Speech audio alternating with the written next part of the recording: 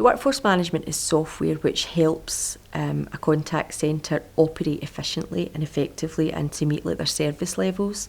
It's to make sure that of all the people that you have working for you, that you have enough people with the right skills at the right time of day to handle the contacts that you're expecting to come in. So it's a bit of a cycle where you sort of forecast what you think is going to happen based on what happened before and anything you're expecting to happen on that day. And then you produce schedules for your people to let them know when you need them to work, when their breaks and lunches are, etc.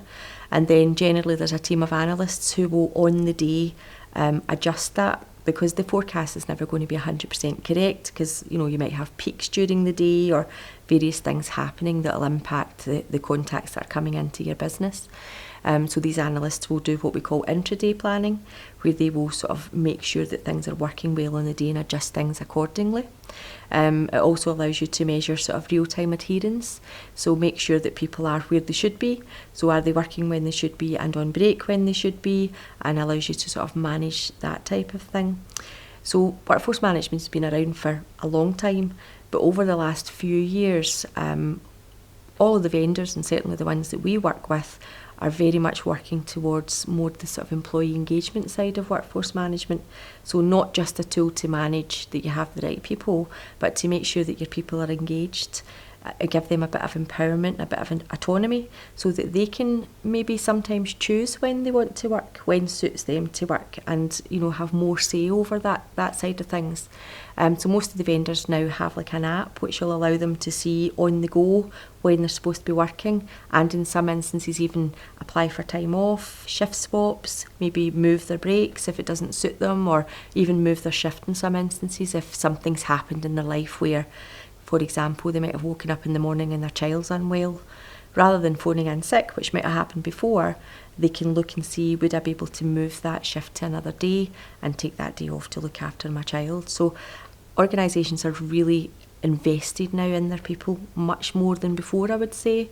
Contact centres used to get a bit of a bad rep for being a sort of sweatshop where you went in and somebody cracked the whip and you had to do X amount of calls a day.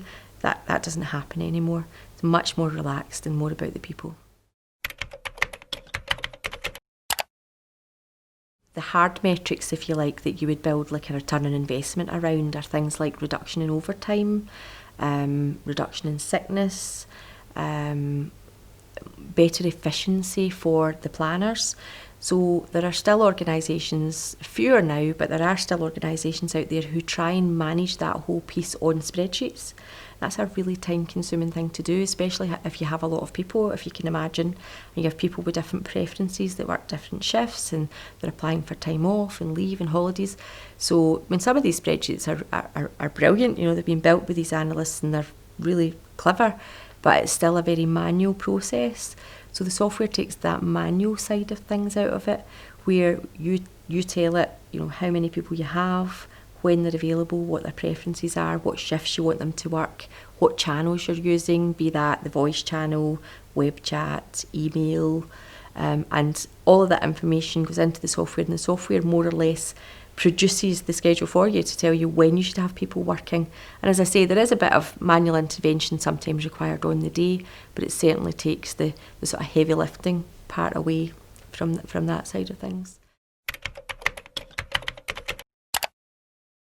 It's used quite prevalently in public safety as well, so we've got lots of ambulance trusts who use workforce management solutions. So it can be used to plan in sort of non-traditional contact centre spaces. So that's more sort of control room, where they have call handlers and clinicians, and they have to make sure that they plan effectively, that they have enough of these people at the right time of day. And obviously it's really critical in these types of organisations. It's not just to make sure that you're being efficient or, cutting down costs. It can be life or death sometimes to make sure they've got the right people at the right time. So we're really kind of passionate about that, and we've got a fair few ambulance trusts who use our technology too. Okay, so we're trying to build what we term a true WFM practice, and what I mean by that is I work with a group of other passionate people from the industry who have WFM experience, be that as consultants, trainers, support people, and we all really want to help our customers to make sure that we don't just sell them a solution, but we make sure that solution works for them, is embedded well into their business, and that they have the support wrap that they need going forward. And for something like WFM, it's really, really important that you do that. There are a lot of vendors out there who sell these solutions, but they maybe rely heavily on vendor support to help the customer going forward. We want to provide everything, that full wrap. We facilitate networking between our customers. So what I mean by that is we host events, sometimes on site, sometimes virtual events. Virtual events can be great in terms of the people who can then come along to these events that maybe can't travel.